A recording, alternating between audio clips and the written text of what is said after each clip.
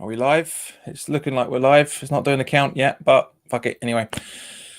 Good evening, everybody. Welcome back to WHU TV, only on Patreon and Facebook, and YouTube this time, because as part of the Patreon scheme, even though I haven't really put this up as yet, basically I'm severely lost for words. This bloke you can see here has been a very integral part of the channel for the last 11 months now. It'd be almost 11 months, in fact, ever since we went live with channels, with conversations on this channel. Richard here has been very, very supportive. He's always sending a super chat through.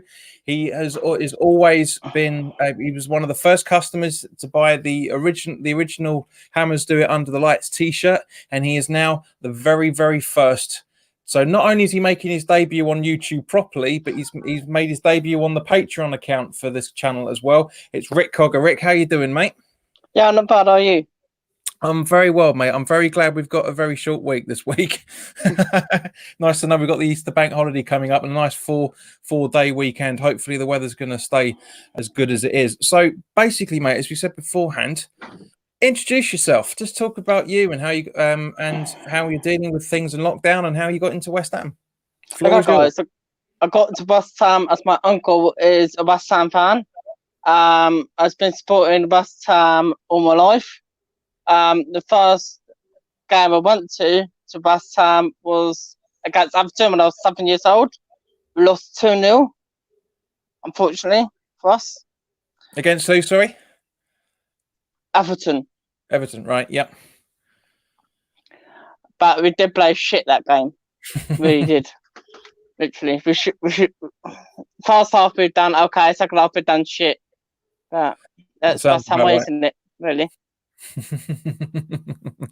Yeah, so because obviously more importantly, mate, how are you dealing with this lockdown? To be honest, I'm okay with lockdown because I'm actually working because I'm a delivery driver. All right. So I'm actually working in the evenings as a Domino's pizza guy. So it's a very, very busy man, I should imagine, at this time. Not really, actually. It's been quite quiet. Really? I would have thought orders from like Uber Eats, and I mean, actually, Rick, just roughly, where do you live, mate? Just roughly. Farnham. Okay, so yeah, so you're looking at what? So it's about 50. Yeah, it's about 15 minutes from you. Okay. So yeah, you think. Oh man, I would have thought, under these sort of circumstances, bearing in mind people are too lazy to go out and cook, especially under these sort of circumstances, I thought you would have been a lot busier than that. But that's cool. All right. So first and foremost, mate, just give me your opinion on how things are with West Ham at the moment. More than one word. Okay. Okay. To be honest, West Ham this season, I think when we had Pellegrini in, it was okay. Right. But I don't think we shouldn't have David Moyes. I think we should have a different manager in. I'd have got the Newcastle Rafa Benitez in for us lot. Because we are doing this season, we are under 10th. That's not good for West Ham. We're in the relegation zone. We got relegated this season, John. We're going down. We will not go up again. Yeah, well, that's the thing, mate. I mean, I agree with you to a degree about Rafa Benitez because I like him. I think he's a very, very good manager. Now, I know that my criticism of why I don't want him as a manager, we've done quite a few times over the last 10, 15 years.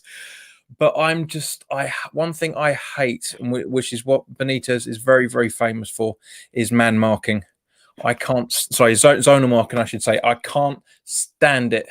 I would prefer us to go into man marking. I hate watching a defender running 5 or 6 yards back and then getting into the position to defend. Why not just take him on in the first place? I agree. He would have done very well with us. But what do you think went wrong with Pellegrini? The tactics went wrong with him. I think to be honest, he's a good manager for top clubs. We know that. But the tactics for West Ham and Man City are totally different. That's what's wrong with them. But again, do you give him to the end of the season? Because if you give him to the end of the season, he might have a transfer window. It might have been done something. I don't know. It's our one. That's a very good point, mate. Actually, all things considered, that's a very, very good point, because to a degree, if somebody makes a mistake, you should give them the time to correct that mistake. I think from that point of view, I think the board have rushed getting David Moyes in. I think they rushed. But having said that, you're absolutely right, though, son. The tactics weren't. They were good tactics, but they weren't fitting for the squad, because we were very lopsided from in one point of view. But then again, West Ham's always been an unbalanced squad from one point or another. But yeah, that's a fair point. All right. So, okay. So, if we'd have bought in Benitez, how do you think we would have played? Attacking football. Because, okay, John, we weren't going defensive, will we? Come on. We were not doing defensive football against Benitez, with Benitez in charge. He was very defensive when he was at Liverpool for a long time. He was very defensive. He was very defensive at Newcastle, which a lot of people hated him for. Yes, he's known for attacking football, but he actually defends. His tactics are more defensive than they used to be, because he's a panicking manager now, like everybody. That they don't know if they're going to be in their job one week to the other if they string a couple of losses together. But yes, overall, in comparison to Allardyce, yes, yeah, we would have. It wouldn't have been as attacking as Pellegrini's football, which I think therein lies half the problem. But yeah, no, I can see where you're going with there, mate. So okay, here's a question then. Mm-hmm. If we've got the squad we want now, yeah. If Pellegrini was still in charge, what do you think will happen?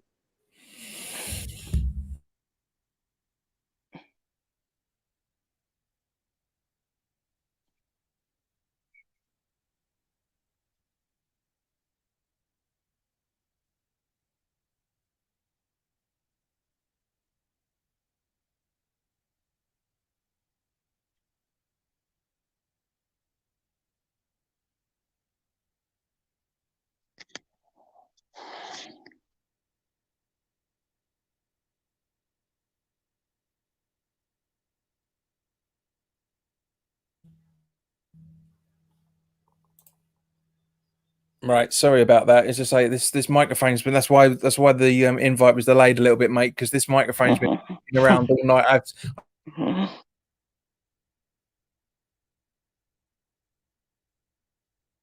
John, you're going again. Right, can you hear me? Yeah, I can hear you now. Cool. So what would have happened if we'd had Pellegrini in charge? Well, that's a good question. Would we have had Souček and Bowen brought in? I'm not confident that we would have done, to be honest with you. I'm not confident we would. Would we still have this same attacking style? Yes. Would we be defending as well as we were? No. So we may have been in the bottom three as a result. But I always maintain it's 10% the manager, 90% the players when they go out on the pitch. This is the problem, because the manager can only tell them what to do. It's the players who decide if they're gonna listen to and do what he's telling them to, and that was half the problem. That's half the problem for all managers just before they get sacked. With the exception of when Allardyce was sacked. His contract wasn't renewed because there was just too much dissent in the fan base. Bilic, same, very, very similar style to Pellegrini, just not as well thought, not just as much, not enough experience behind him as a result of it.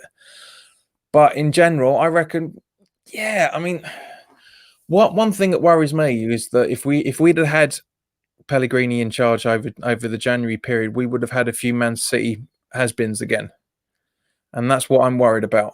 That's what I always worry about, because we did it for the first summer January transfer window when he brought in Samir Nasri. As good as a player he was suspended from football for a reason.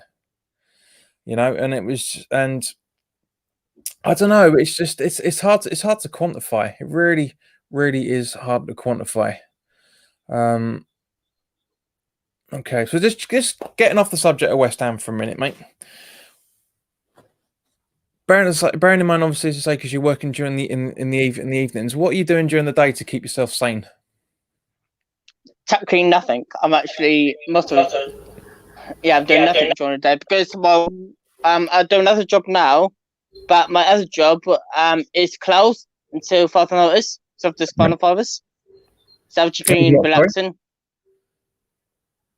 What? Sorry, what was your other job? I work with metal, so I'm a sheet metal worker. All right, okay.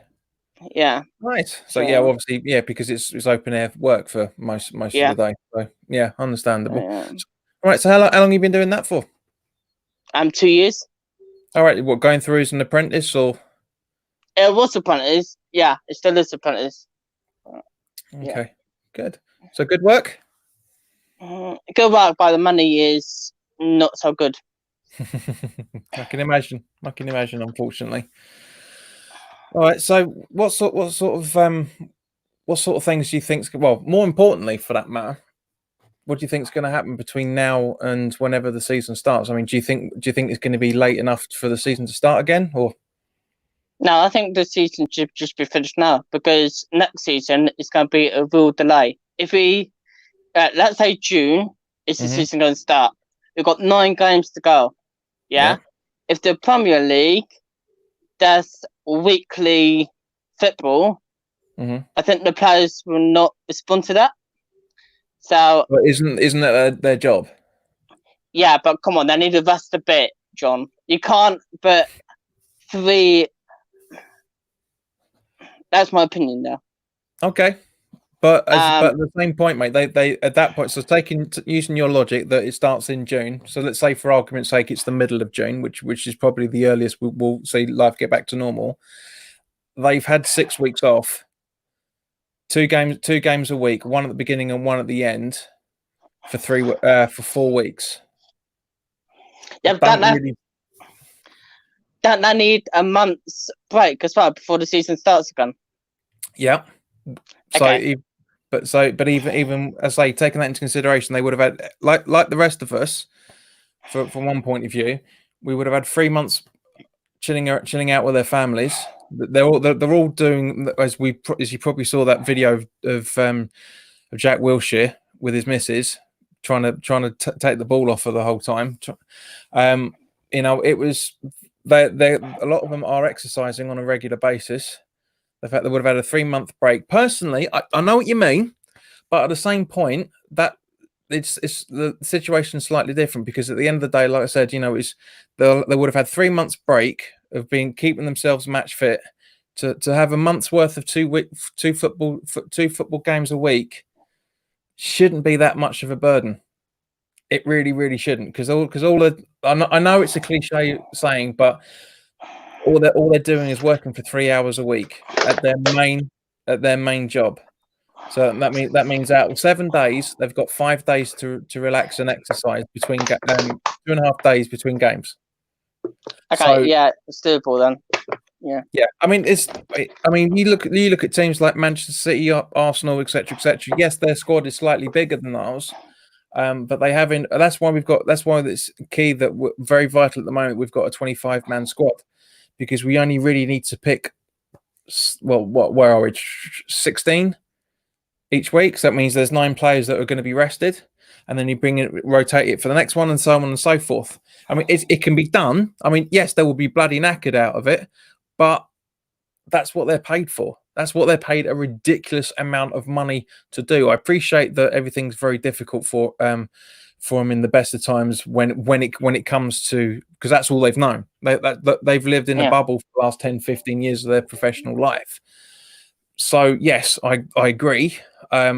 But as I say, I disagree at the same point, because I say the reality of it is the fact that they're supposed to be keeping themselves in check. So it's like for example, I mean, nobody complains in January when we have the cup games that we're playing two games a week.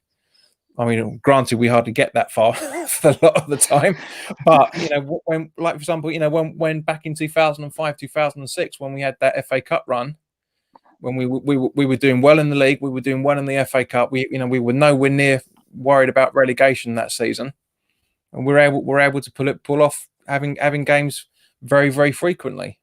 So, but yes, I appreciate that the world's changed now for a lot of things. But yeah, that is definitely Okay. one of.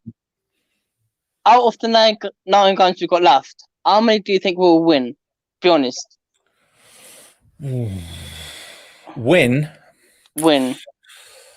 I still maintain it'd be about 2 or 3 maximum. I'm saying 3, definitely. I'm still thinking 9, maybe 10 points out of the remaining 9 games. It'd be nice to go unbeaten, have a point every game. It'd be brilliant, but I can't see it. I really, really can't see it. We are going to have we're going to have a struggle, especially the first game back. Which, if they keep to the league schedule, Wolves. It's going to be, you know, us playing Wolves at home. That's going to be a struggle. That really is going to be a struggle. So, yeah. But I mean, at the end of the day, I've always said ever since this, I've said that 36 points should be enough, and I just hope that's the case. I really, really do hope that's the case. Do you agree, Rick? Do you think we'll get on those points? We may sneak a few more points in. I agree we'll stay up, but if we go down this season, I think next year we'll come up again. Really? Okay. Think about it. 2013, we went down, yeah? We went up the next year. But a good reason for that is the fact that we appointed a new manager, and the owners were still spending money in those days. And 3, we had some really talented players to do it. Now we've got, as I said in the video the other day, we're currently sitting apparently at a 40 million loss as it stands before everything shut down. If we go down, and how tight the owners are being at the moment, I can't see us coming back up for a good couple of seasons. Yeah, but I think the owners will sell up if we go down. They won't, because they'll have to pay money to Newham Council for another 2 years. That's the problem. Oh, okay. Because if I remember correctly, it's 2022, if I remember right, or it's around about then that they will sell up without paying any money back to the LLDC. So I'm not disagreeing with you from that point of view. I would love it, of course it would. I mean, but the problem is, you look at the last time we got relegated, it took us 2 seasons to bounce back up, and we only just did it when you know, because with the first time around we got beaten by Crystal Palace under Pardew, and then the second time we just about beat, who was it? Blackpool? No, that was the Allardyce. That was the 13-1. But who was it now? But I think it was Preston North End, I think. In the yeah, that sounds about right. So, you know, the West Ham fan of me is saying, yes, of course, we'll bounce straight back up because we're too good to be in Championship. Blah blah blah. We're not in any shape or form, because we've been playing Championship football for the last 2 to 3 seasons, and it's just about staying up in the Premier League. I honestly think if we do go down, then we are going to be down for a long time. A long time more than we should be, which is going to be at the massive detriment to the club. Because bearing in mind, you look at the players that are going to go straight away. You're gonna have Rice. Second, Rice will go definitely straight away. Rice. Well, I don't know. If Chelsea gives us £100,000, I think he's gone. £100,000 a week. Yeah, but possibly. But at the same point, would the owners sell him? That's the thing. No, because they're tight bastards. Exactly, and that's well, no, because they'll sell him.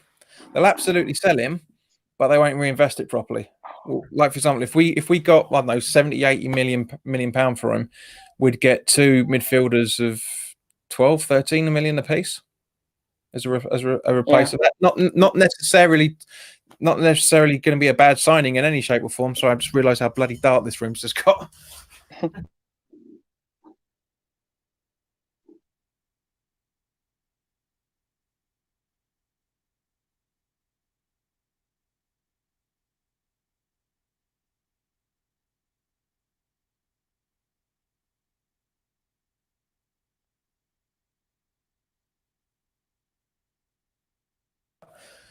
It's ridiculous. That's the problem with micro USB cables. They're pathetic.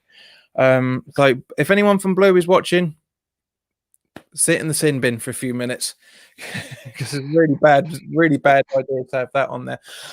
But yeah, no, as I said, I can honestly see the likes of Anderson going, Yarmolenko going, Masuaku should go anyway, in my opinion. We know, and Allaire will be off. So we'll have the core of the players technically that could either keep us up or will relegate us.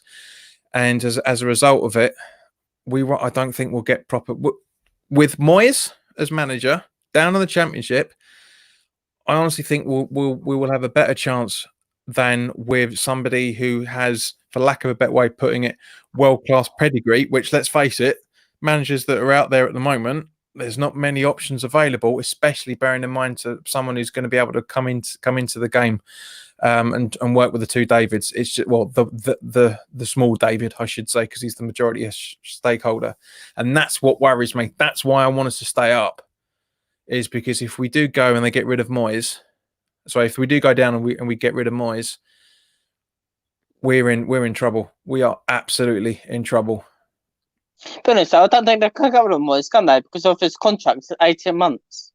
It doesn't matter. They can pay it off if they wanted to. Which again, I wouldn't put past them, because they'll have, like last time, they'll have grandiose visions. See, this is the problem, right?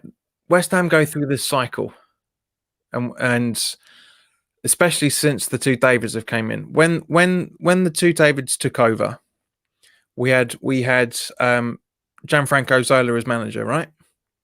Mm-hmm. They didn't like him, so they got rid of him. They were about to bring in the old Aston Villa manager. I can't remember his name now. His name just popped out of my head. He's now managing the Republic of Ireland. Martin O'Neill. They were about to bring in Martin O'Neill, but before everything was signed on the dotted line,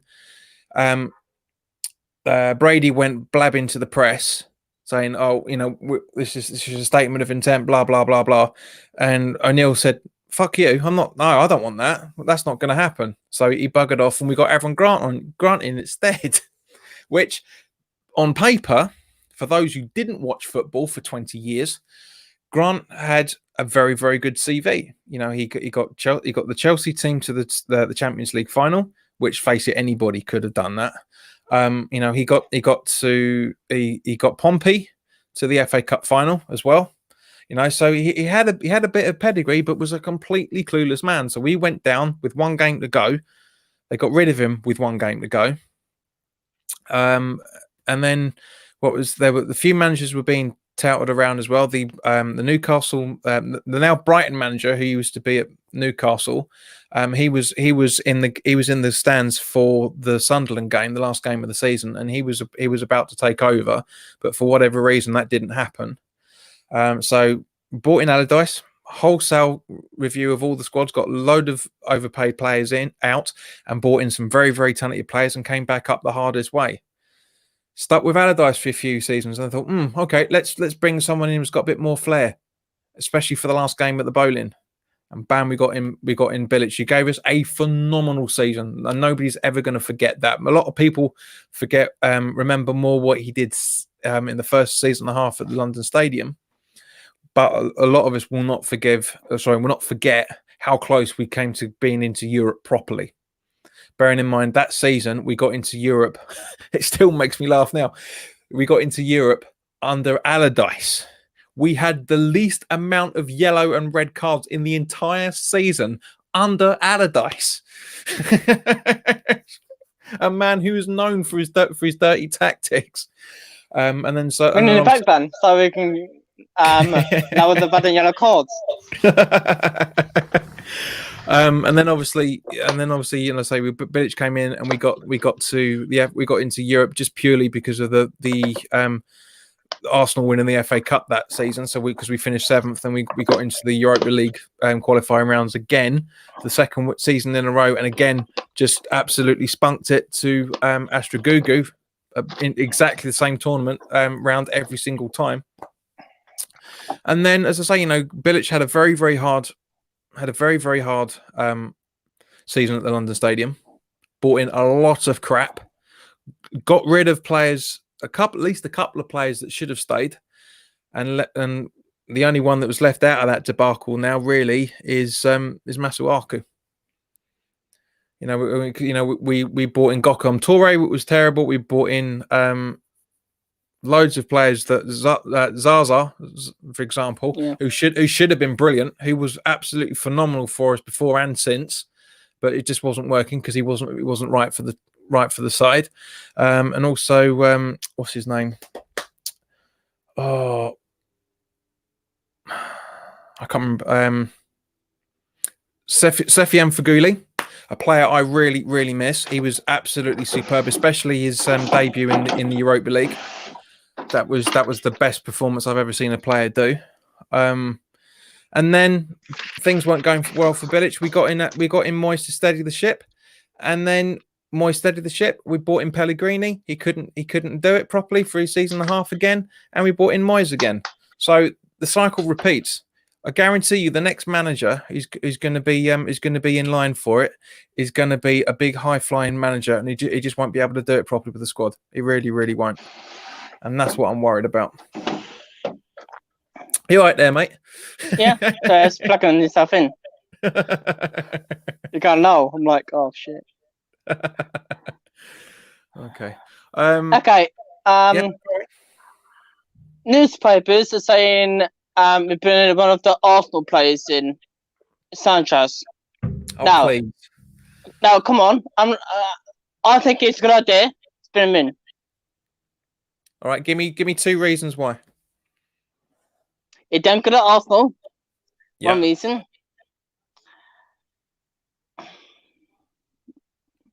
Okay, I've got one reason. Give me 2 reasons then why you wouldn't take him. All right. But go on. I'll let you. My 2 reasons. There's no way in hell he's going to take a 90% pay cut. He's on £500,000 a week. There's no way near he's going to do that. And 2, he's not the player that he was at Arsenal. Don't get me wrong, Sanchez was a fantastic player for Arsenal, but they sold him to Man United for a reason. He wasn't right for them anymore, and he wasn't right for Man United. I'm not saying he's not going to be right for us, but there is no way in hell that bloke is going to go from £500,000 a week to 120, if that, a week. Yeah. It's just not going to happen. Now, when this news broke, because Claret and Hugh broke the news. Through the, I think it was the Daily Mirror, which is the proof of why. And I always say, if you're going to read the newspapers for football news, do not read anything that has daily written in it, because they just chat shit the whole time. But what was it? So I tweeted Sean straight away back to him. I went, Sean, why are you saying this? Season ticket renewals aren't available yet. We get this every single time around this time of the year because they want people to get their season tickets. That's why this rumor's come about. There's no other logical reason. It's like for example, Leeds being linked with Ibrahimovic, right? It's just not going to happen. It's just the player is just not suited for the club in any shape or form. As I say, I like Alexis Sanchez. I think he was a very, very talented footballer. But he's just too money driven now, and the reason why he's too money driven is because he's coming to the end of his career. Samri Nasri, exactly the same situation. Fantastic player with Arsenal, brilliant player at Man United, and was very, very good for, I think, Valencia. I think where he was or wherever he was. Very good for us as well, but wanted a ridiculous amount of money on a 6-month contract because he knew his time was coming up, and that's the problem. As I say, if we were linked with Sanchez 10 years ago, when he was breaking into his prime at Arsenal, take him, but just not now. Not now. Okay, who would you put in then? Well, you see, this is the thing. This is what I'm really, really struggling with. I like the look of Lewis Dunk from Brighton. I think he's very, very good. I like the is it Aarons, the right back for for Norwich. I think his name. I think it's Aaron's. Don't need a player like that anymore because we've got the likes of Ben Johnson and Jeremy Ngaki are breaking through, so we don't need that sort of player in anymore. But when taking players storing, because I know you, Rick, you like your stats, mate. I know you like how many goals and assists people do and everything, but that's fine. But it never tells the whole picture, and that's half the problem. It's because you can bring in somebody who's got massive amount of assists. You look at Pablo Fornals. As much as I love the bloke, he's not been given a decent enough chance because he could but when he started hitting his form, he was getting assists and a goal every other game. He was either setting up an assist or he was scoring every other game, and that's why we were able to beat Chelsea for the first time in Christ knows how many years at Stamford Bridge, because of how well Fornals played that game. Nothing to do with Martin. I mean, Martin was brilliant that game, but he had a very solid defense in front of him, which made him look slightly better than he actually is. But I was very, very honoured to be there for that game. But when I think about players that can fit West Ham, I mean properly, not going for flair plays, and thinking actually people that are actually going to put their hard graft in. There's not many. There really, really isn't many. I mean, who would you bring in? Realistically, that's a hard one. No, I don't know. So he's not as easy Nah, I'll keep the squad. Then, yeah. Yeah, so it's not as easy as you think. I mean, it's all well and good playing Football Manager, because you can just click, and that's it. They're in. You do a couple of offers, and they either reject it or they accept it. It's not how the real world works. If the real world works in the same way that FIFA and all that lot done, mate, we would have fucking won the league years ago. It just doesn't work that way. It really doesn't, which is a real shame. But yeah, no, honestly, mate, it's been an absolute pleasure chatting to you, and I thank you from the bottom of my heart for being our first Patreon. It's been brilliant. This video is going to be going up on YouTube on Thursday evening as well. So, because the added bonus of Patreon is that anybody that signs up to Patreon can see videos in advance. I'm actually going to add that into the tier now. We've got someone. Yeah. But yeah, guys, but as I say, if you're watching the replay on YouTube, thank you very much for sticking with us. Apologies for the few technical delays, but and a few issues here and there. But unfortunately, as always, that's what happens when you go live, especially with pieces of crap like this. The only reason why I bought it is because it's burgundy. That's the only reason why I got it. It was just, but anyway. Guys, thank you very, very much for your time. And Rich, mate, it's been an absolute pleasure to properly talk to you as well. And I hope next time I see you at the London Stadium, we'll have a proper conversation, because the first time I saw you were a little bit too timid and scared that day. But it's I hope hope you've enjoyed it, mate. Yeah, I have. Thank you very much for having me on. You're more than welcome. You're more than welcome. As I say, your continued support has been absolutely superb this last year. I can't thank you enough. I really, really can't. But in the meantime, guys, take care of yourselves. Wash your hands as frequently as possible, as you saw Rick do a few minutes ago, and stay at home as much as you can. Do not go out under any circumstances, unless you're actually going out for a bit of exercise and going out for food. So all the best. Take care.